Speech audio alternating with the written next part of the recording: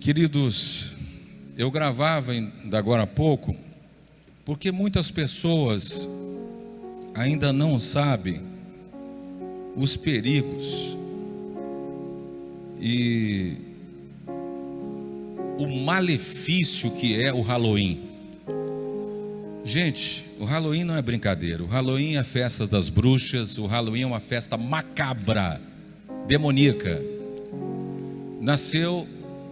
Isso remonta à época do ano 5º antes de Cristo, com os celtas, um povo ali daquela região da Grã-Bretanha e da França, e eles celebravam o dia de Samhain, que é o deus da morte, o deus das trevas. Dia 31 de outubro era o último dia do verão. Dia 1º de novembro era então a virada de ano, do ano celta.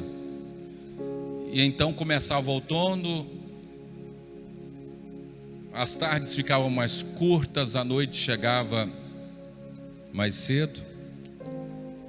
Eu vou pedir para o Ribeirinho desligar esse ar-condicionado aqui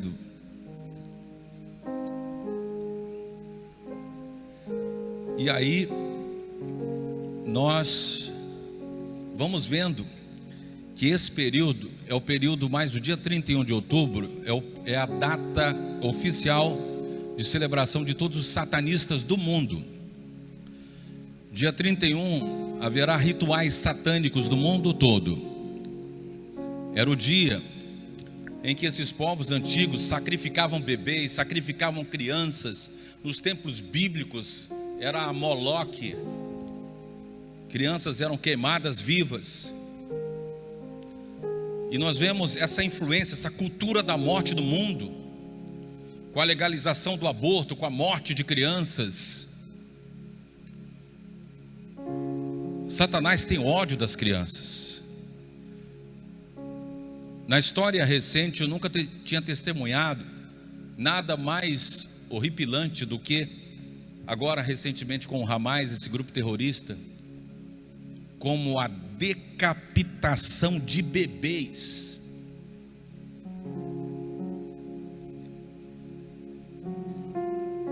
É algo macabro, maligno, covarde, mas tem acontecido.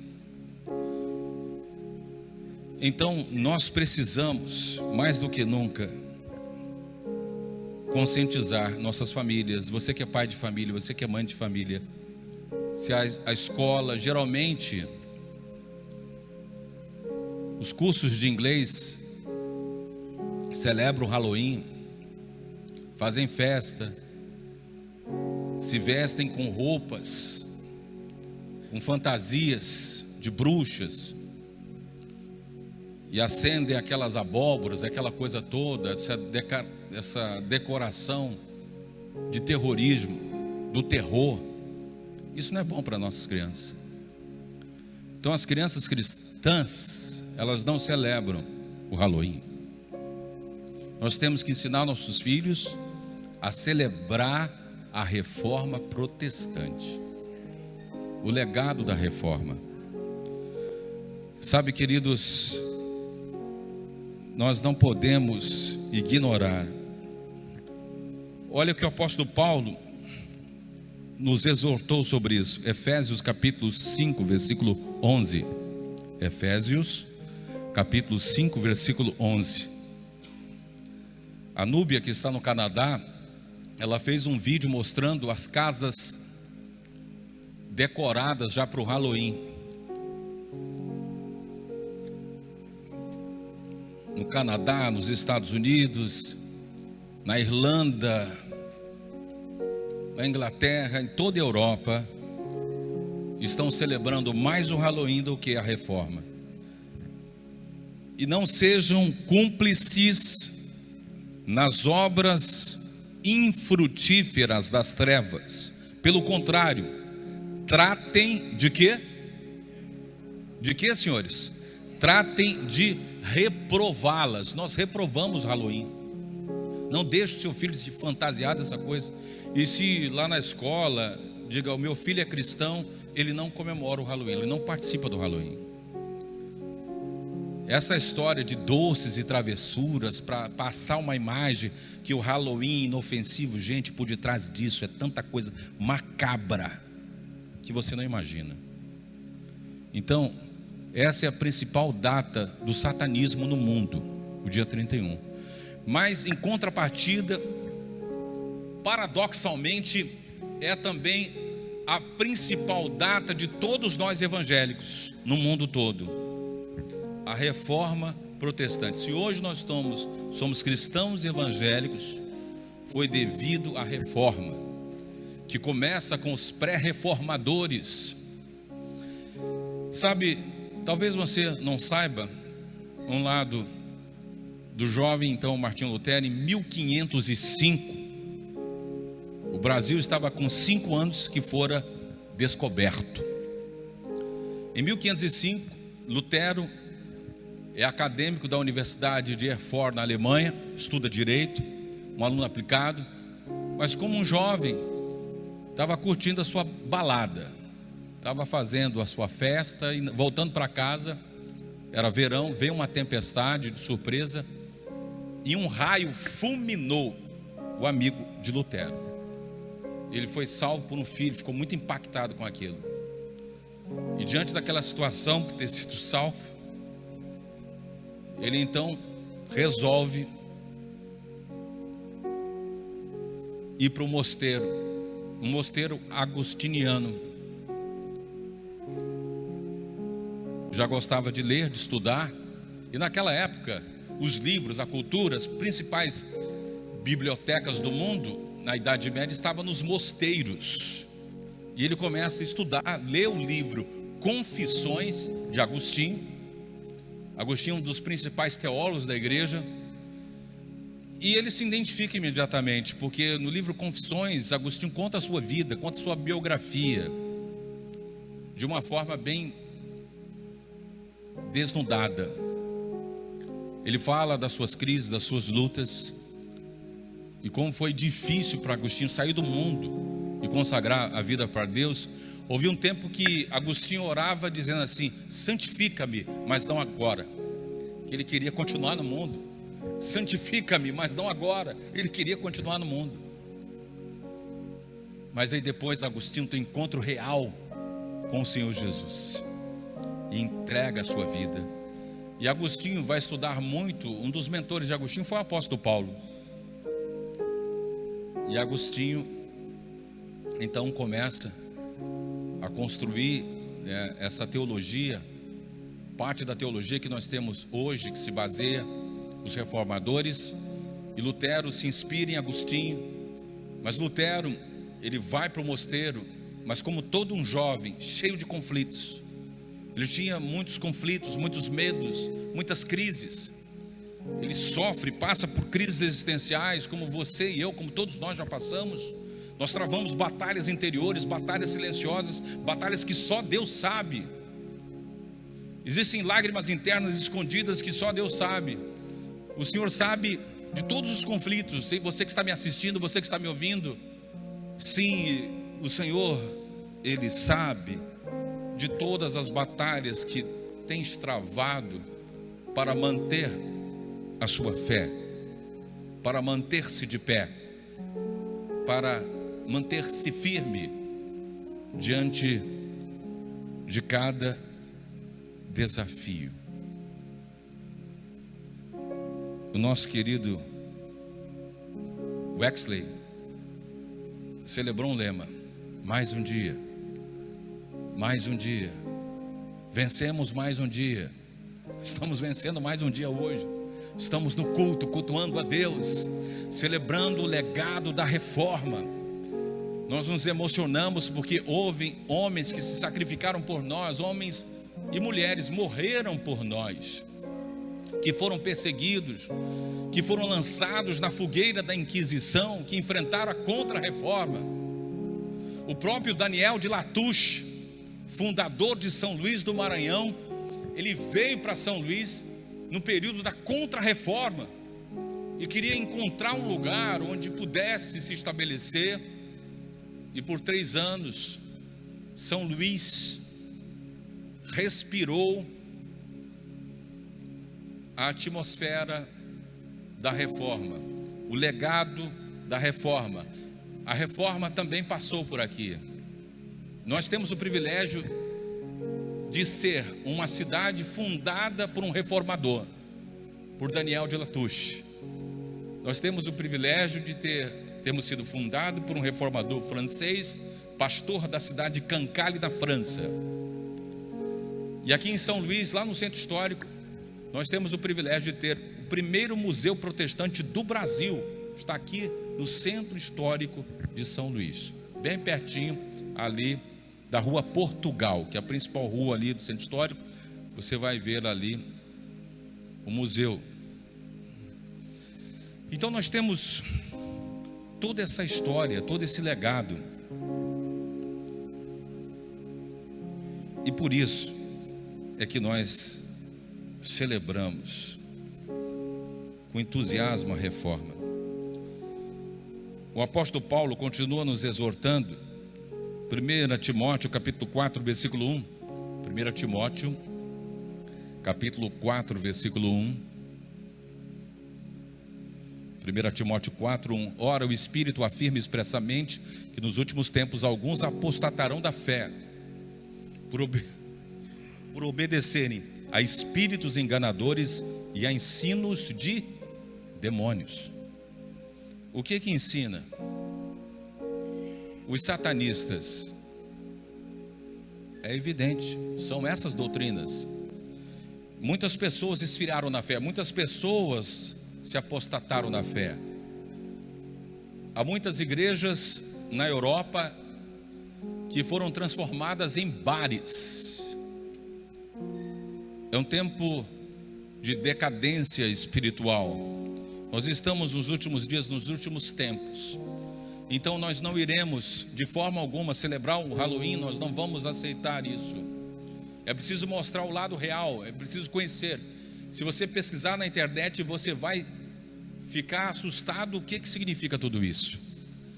Mas hoje nós temos o privilégio de estarmos aqui para celebrar as bênçãos e os benefícios da reforma. A reforma, um dos principais legados é a volta à Escritura e a democratização da Bíblia, a tradução da Bíblia, a Bíblia acessível a todos. E esse, sem dúvida alguma, é o maior legado de Lutero, como a missionária Lloyd falou, foi a palavra. Eu não fiz nada, tudo foi a palavra. Foi a palavra que libertou, foi a palavra que curou, foi a palavra que transformou, foi a palavra que alcançou, foi a palavra que me tratou, me modelou, me amou, me restaurou, me renovou, me ensinou, me potencializou, me energizou, me encorajou, me inspirou, me santificou, me reabilitou, me colocou de pé. A palavra é de fato o tônico da vida de todo cristão. Os 5 gritos da reforma não são da época nem de Calvino nem de Lutero, são de reformadores mais tardios, mais recentes, inclusive atribuído até a um padre. Eu não sei se procede, mas não sabemos, mas chegou até nós os cinco pilares da reforma. Somente os chamados solas, a palavra sola é somente.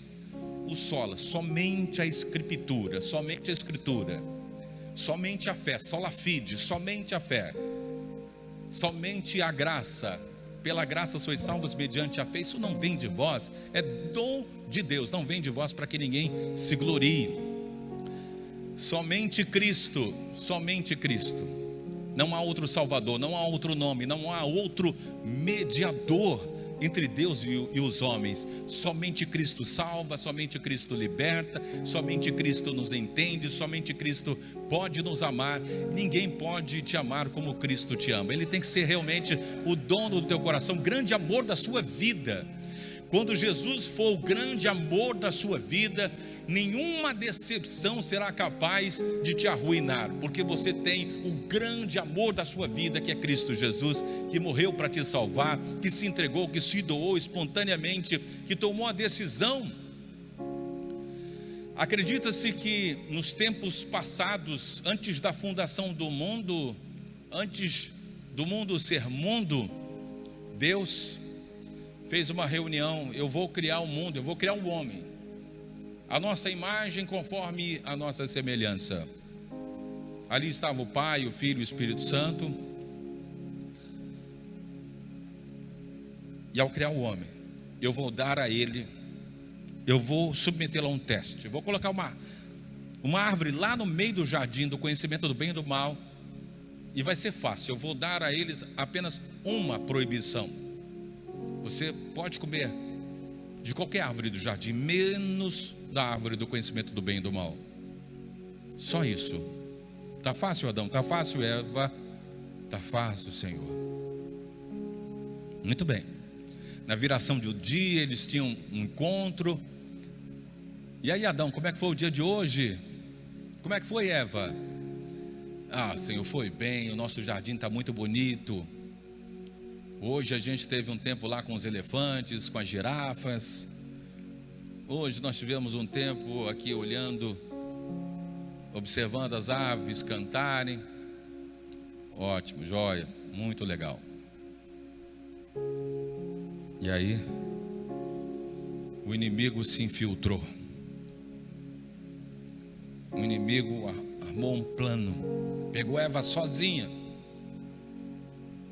e ela caiu na cilada e levou Adão pelo mesmo caminho. Desde então, foi feito um plano. Se o homem viesse falhar, haveria um plano de redenção desse homem. E esse plano de redenção inclui a reforma. E eu digo a vocês que a reforma começou, sabe quando? No dia de Pentecostes. 10 dias após a ascensão de Cristo, 50 dias após a Páscoa, na festa de Pentecostes, na festa da colheita, no final da primavera, quando se colhiam os frutos do que tinham plantado, a espera chegando ao fim, é um dos momentos mais singulares para um agricultor, é quando ele vai colher. A colheita é um momento de imensa celebração, porque com essa colheita irão pagar os financiamentos, vão pagar os compromissos, e é um momento realmente de completude, de festa. Pelo Maranhão Rural, eu já estive filmando várias colheitas em algumas partes do Maranhão. Realmente é uma festa, é um momento de gratitude. E aí começa a reforma. A reforma começa exatamente lá em Atos dos Apóstolos. E perseveravam na doutrina dos apóstolos, na doutrina, na palavra, no ensino, na comunhão. Porque para comunhão é preciso ter perseverança. Às vezes nós somos diferentes, às vezes nós somos esquisitos, às vezes a gente quer se isolar, a gente não quer muito se enturmar, mas a gente tem que perseverar. A gente precisa quebrar qualquer bloqueio emocional que a gente de repente desenvolveu na nossa vida. A gente precisa amar uns aos outros. E eu peço a vocês uma coisa, e falava para o pastor Marcos ainda agora há pouco: por favor, não sofram sozinho nada. Não sofra. Fale com seu pastor: pastor, hoje eu estou me sentindo um pouco fraco. Isso é normal. Nós somos seres humanos, não somos super crentes, super homens. Hoje eu estou me sentindo um pouco sozinho.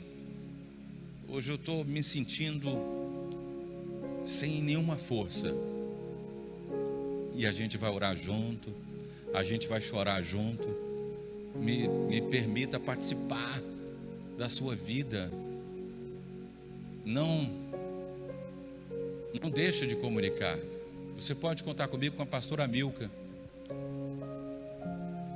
Todas as pessoas que a procuram sempre me dão testemunho. Olha como eu fui abençoado pela pastora Milka, pela sabedoria que ela tem, que ela desenvolveu. E como eu e a Milka somos filhos de pastores, então um filho de pastor, ele tem que ter ombros fortes. A gente foi adquirindo ombros fortes, sandálias resistentes. Nós não somos imbatíveis, somos indesistíveis. Às vezes ficamos fracos também, mas tomamos um fôlego. Quando estamos cansados, descansamos e continuamos e perseveramos. E esse é o principal do papel do pastor: é ensinar, é ouvir. Muitas vezes é só ouvir com atenção, conhecer a história, como ajudar, como participar. Olha, eu fico tão emocionado quando eu participo de um momento de alegria, como a formatura de um filho, um casamento, o nascimento de um bebê, a consagração de um bebê. Mas também eu estou ali no momento do luto, da dor, no momento da dificuldade. A gente vai orar junto e a gente vai passar junto, seja o que for. Isso é ser igreja. Ser igreja é perseverar na comunhão. Ser igreja é seguir o legado dos apóstolos, o legado dos reformadores, o que Jesus ensinou. Jesus disse lá no Evangelho de Mateus: ensinando a guardar tudo aquilo que eu vos tenho ensinado. Esse é o legado de Cristo. Essa é a responsabilidade de Cristo sobre nós: ensinar seus ensinamentos, ensinar sobre o seu amor sobre tudo. Quando o mundo hoje espalha uma cultura de ódio, quando se ensina uma criança a odiar, nós ensinamos aqui na escolinha das crianças, as crianças a amarem, amar a Deus, amar os pais. Você pode ter certeza, quando o seu filho vier para a igreja, ele vai voltar para casa mais amoroso, porque as nossas professoras estão ensinando os nossos filhos a serem mais amorosos, mais dedicados. Eles aprendem a cultura da honra, honrar o papai, honrar a mamãe, obedecer o papai, obedecer a mamãe, para ser feliz, para ser próspero. É isso. O seu filho está tendo contato com a sã doutrina, uma doutrina que sana, que santifica, que prepara, que restaura, que dá a bênção, que dá a paz. Por isso, queridos, somente a Escritura precisa ser o nosso livro de cabeceira, o livro principal, porque é a Escritura que contém a espinha dorsal que vai dar a sustentação para a nossa vida. Como é importante uma pessoa estar fundamentada na Escritura.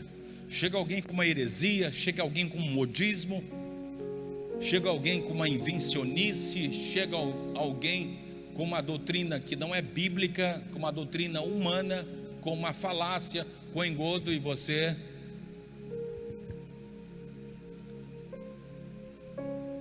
o apóstolo Paulo, ele foi ministrar na sinagoga lá em Bereia. A cidade de Bereia, ela fica grudada com a cidade de Tessalônica. Tessalônica é a segunda maior cidade da Grécia atualmente. E Paulo então subiu para ministrar na sinagoga em Bereia, e os bereanos estavam todos eles com os manuscritos, para saber se o que Paulo estava pregando tinha fundamento nas Escrituras. O livro de Atos diz assim: e os irmãos de Bereia foram mais nobres do que os de Tessalônica, porque eles queriam saber se o que Paulo estava ensinando estava de fato nas Escrituras. Assim nós precisamos ser biblicistas. Amar a Escritura, pela Escritura, viver a palavra com a palavra, estar na palavra. Somente a Escritura, somente a fé. Paulo disse assim: eu combati o bom combate, acabei a carreira, guardei a fé. De fé em fé, o justo viverá da fé. Uma das coisas que foi decisivo, tanto para Agostinho de Hipona, quanto para Martinho Lutero e o apóstolo Paulo, citando Abacuque, Romanos capítulo 1, versículos 15 e 16, olha o que está escrito. Romanos, carta aos Romanos, gente, Romanos é uma das cartas mais teológicas do apóstolo Paulo. Por isso, enquanto a mim, estou pronto a anunciar o evangelho também a vocês que estão em Roma, pois não me envergonho do evangelho, porque ele é o poder de Deus para a salvação de todo aquele que nele crê, primeiro do judeu e também do grego. Amém? Então, eu vou a Roma levar o evangelho. Então a gente vai levar a palavra de Deus. E eu quero dizer para você que a palavra, ela tem a resposta que você precisa na sua vida. Amém? Então, precioso, preciosa, nós vamos viver assim, de fé em fé. A fé é um estilo de vida. A nossa fé, ela é cristocêntrica. Onde você apoia, onde você afirma a sua fé? A minha fé está em Cristo, em Cristo Jesus. Amém? Então, no nosso sistema de crenças, porque existe a crença que é central, e a nossa crença central é Cristo. Esse é o cristocentrismo. Quando você tem se permitido acreditar em falácias,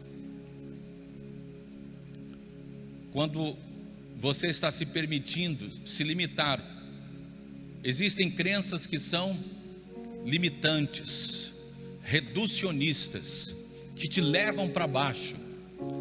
Você começa a acreditar que nunca vai ser feliz. Tem muita gente pensando assim: eu nunca vou ser feliz no amor, eu nunca vou ser feliz na minha vida espiritual, tudo que eu faço não tenho êxito, Deus se esqueceu de mim, meu pai também me rejeitou. São tantas dores, são tantas feridas. E hoje eu amanheci pensando exatamente sobre isso. Nós estamos numa série de mensagens, Tempo de Curar. A ferida é a falta. Escuta isso, eu vou repetir. A ferida é a falta. Às vezes a vida nos faz sentir como um quebra-cabeça incompleto. Você vai montando, a tua vida é semelhante mesmo a um mosaico de várias cores. No quebra-cabeça da sua vida falta uma peça, algo para te completar. Talvez dentro de cada um de nós existem mapas. A gente quer se encontrar, a gente quer se conhecer. O primeiro passo é voltar para dentro de si e entender que todo vazio existencial só pode ser preenchido por Ele. Blaise Pascal, que foi um teólogo, um filósofo francês, essa frase é atribuída a ele: há no homem um vazio do tamanho de Deus. Veja o tamanho desse vazio. Não pode ser preenchido por outro ser, por ninguém. Aí eu vou colocar meu filho aqui nesse vazio. Seu filho vai até certo ponto, o vazio vai continuar. Aí eu vou preencher pelo meu trabalho. Eu sou louco pelo meu trabalho, eu gosto demais do meu trabalho. Eu gosto de alguns hobbies, isso, aquilo, outro, mas não vai preencher, gente. O vazio vai ficar lá. É um vazio espiritual. Está no âmago, está lá no porão. Só Deus, o teu Criador, Ele tem a peça do quebra-cabeça da tua alma, da tua vida que está faltando. E quando Jesus realmente adentra na sua vida essa peça que estava faltando, Ele começa a preencher, Ele começa a tratar, Ele começa a cuidar. Jesus revelou o segredo lá no Evangelho, no Sermão da Montanha, quando diz assim: gente, o segredo é esse, olha, eu vou dar um segredo para vocês, essa é a chave: buscar em primeiro lugar o reino de Deus e a sua justiça, e as demais coisas serão acrescentadas. Tudo vai ser acrescentado, tudo vai vir a reboque. Amém? Você sabe como o Senhor curou a ferida de uma mulher chamada Noemi, Zuzu? Noemi, gente, teve perdas irreparáveis. Ela perdeu o marido que amava, depois ela perdeu os 2 filhos que ela amava. Imagina, gente, um luto triplo. Isso num espaço de tempo muito curto. Para completar, veio uma crise econômica. E naquela época as mulheres não tinham trabalho fora. Naquela época as mulheres eram mantidas pelos maridos ou pelos filhos. Não se trabalhava fora. O trabalho era doméstico, né? Poucas eram empreendedoras. E Noemi então entrou no deserto que parecia que não ia ter fim. Entrou numa depressão profunda. Não havia mais sentido para a sua vida. A vida ficou com vários tons de cinzas. Mas aí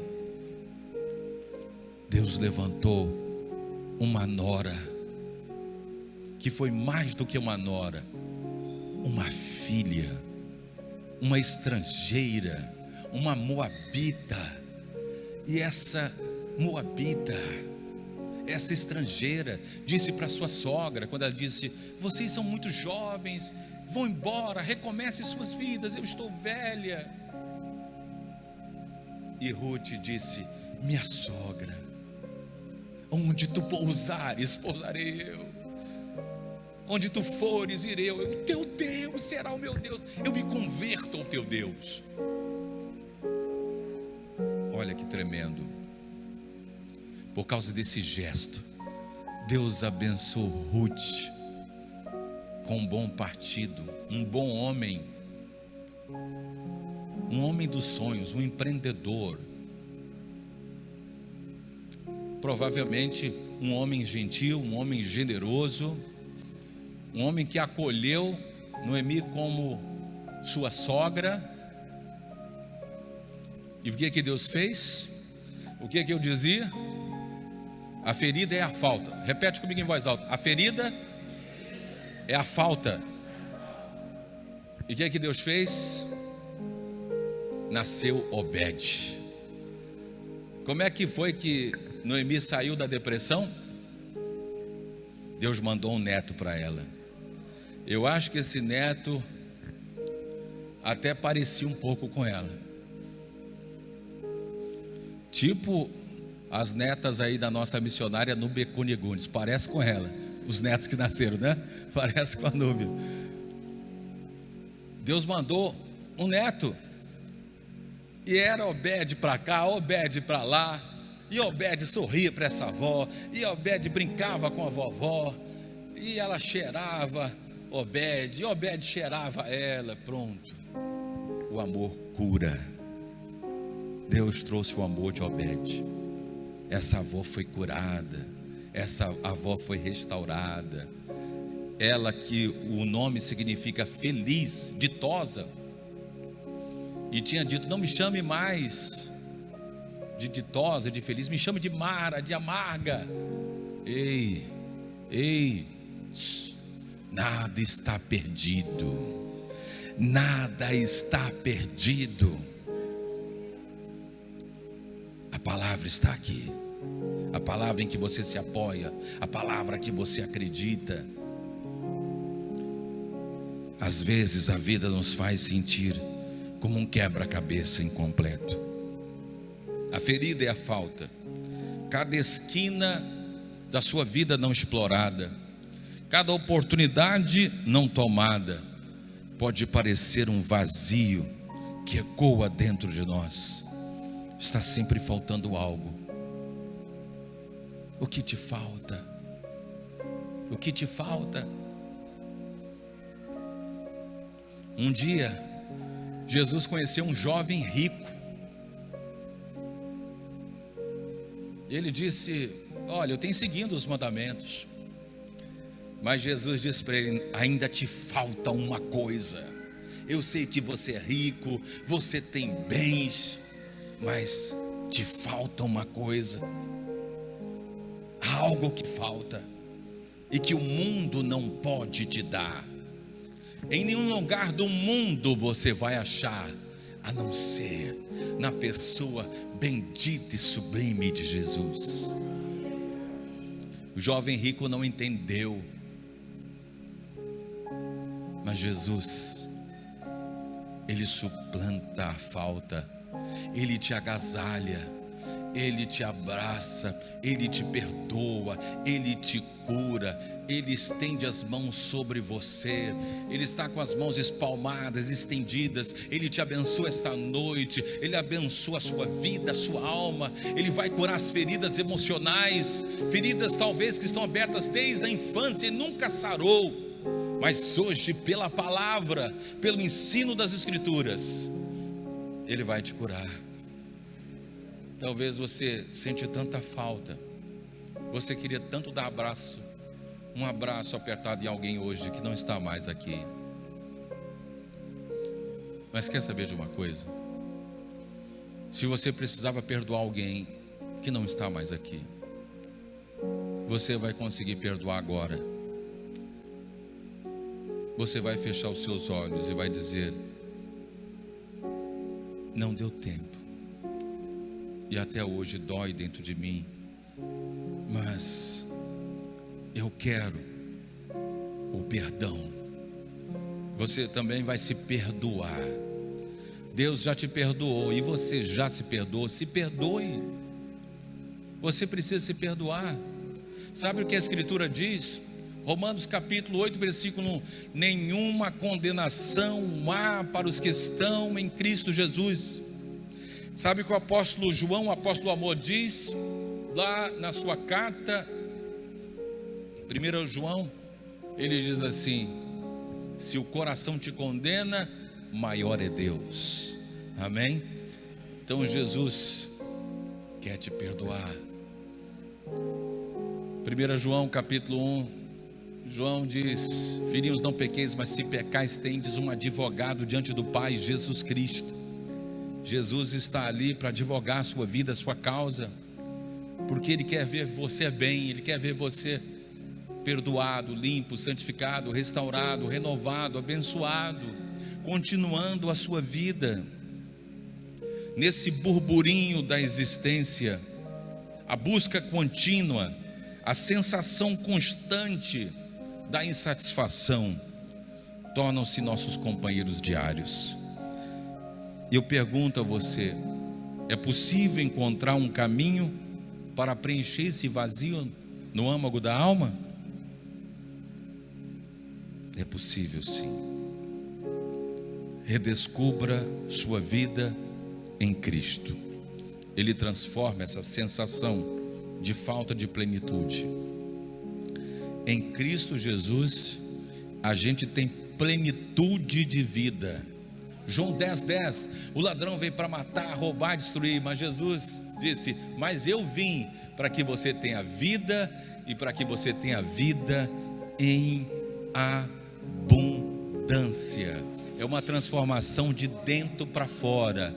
Eu profetizo: feridas abertas estão fechando hoje, feridas estão cicatrizando, A pastora Milka ministrou no último domingo uma mensagem que foi eternizada em nossos corações. Ele faz verter o bálsamo, ele transforma o vale de Baca, onde as pessoas vão encontrar as balsameiras, vertendo o bálsamo. O bálsamo é cicatrizador, o bálsamo é abençoador, o bálsamo é curativo, é restaurador. Hoje o Senhor te restaura. Nós celebramos na reforma a restauração da vida, celebramos com a reforma a nossa redenção, celebramos com a reforma o nosso encontro pessoal com Cristo, celebramos a reforma o amor pelas escrituras sagradas, celebramos com a reforma a fé cristocêntrica. Somos cristocêntricos, Cristo é o centro, o arrimo, o apoio também é a nossa referência suprema. Celebramos com a reforma o amor de Cristo por nós, celebramos com a reforma a nossa salvação, a segunda volta de Jesus. Celebramos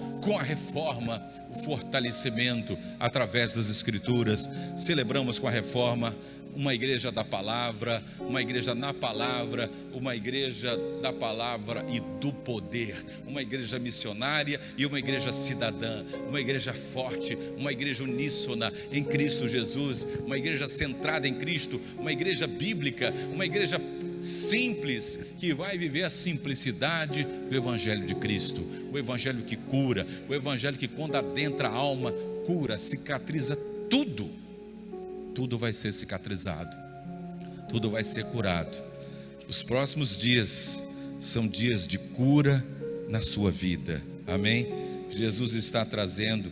Então, a partir de hoje, não prolongue ciclos que não te fazem bem, nem no aspecto profissional ou pessoal. O tempo perdido num ciclo errado é menos tempo no ciclo certo. A reforma nos colocou no ciclo certo. A reforma nos colocou no caminho de Cristo. A reforma nos trouxe um legado poderoso. Ninguém vai conseguir ter tempo para ser equilibrado em tudo. Entretanto, Deus vai nos dar a graça de vivermos uma vida no equilíbrio, na bênção, na paz, na serenidade. Amém? Então, querido, mantenha-se firme, junto com a palavra. Vamos continuar buscando a Ele. A reforma nos ensinou que toda paz traz renúncias, traz despedidas. Talvez você vai ter que renunciar a algo que seja um pouco difícil. Talvez você vai ter que se despedir de algo, porque se a gente não abandonar o velho, nós não podemos receber o novo de Deus. Então, Paulo escreveu: quem está em Cristo, nova criatura é. As coisas velhas ficaram para trás, eis que tudo se fez novo. Amém? Então, vamos valorar aquilo que é de valor para nós. Platão já dizia: não espere por uma crise para descobrir o que é importante na sua vida. Será que você vai esperar uma crise chegar para você descobrir o valor da família, o valor de um filho, o valor de uma filha, o valor da sua família? Não espere nenhuma crise chegar. Valorize, proteja o que há de mais valor. É interessante que Helen Keller, que era cega, essa frase é atribuída a ela: a felicidade não é a ausência de dificuldades, a felicidade está na habilidade de lidar com elas. E uma das coisas que nós recebemos da reforma foi a habilidade de lidar com as dificuldades. Elas virão. O próprio Jesus, ele encerra o sermão da montanha falando sobre a habilidade de lidar com a dificuldade. Ele fala assim: o homem insensato, precipitado, edifica a casa na areia. Vem o vento, vem dificuldade, vem vento contrário, vem tempestade, mas é a areia não vai suportar, vai esfarelar, vai desmanchar, vai sucumbir. Mas Jesus termina o sermão da montanha no capítulo 7 dizendo: mas o homem prudente, ele edifica a casa na rocha. A reforma nos ensinou a edificar a casa na rocha. Ele edifica a casa na rocha, a sua família está edificada na rocha. Então Jesus, ele não está dizendo: olha, vai vir tempestade, vai vir vento contrário, vai vir os vendavais da vida, vai vir crises, vai vir desertos, vai vir problemas, mas você está na rocha. Tua casa não vai cair, vocês estão juntos na rocha, vocês vão permanecer firmes na rocha que é Cristo Jesus. O teu fundamento é rocha. Nós aprendemos nesses 2 últimos anos: raízes e asas, fundamento e propósito. Raízes e asas, fundamento e propósito. E aqui seguimos, de fé em fé, o justo viverá da fé. É essa fé que Paulo diz, ela é semelhante a um escudo. Ela vai apagar os dardos inflamados do maligno. Ela vai vencer, no nome de Jesus. Amém? Glória a Deus. Feche os seus olhos e diga assim: Senhor Jesus, é um privilégio receber a tua palavra, Senhor. Obrigado, meu Deus, pela tua graça. Nós estamos aqui porque até aqui nos ajudou o Senhor. Amém? Diga graças a Deus. Creia na cura.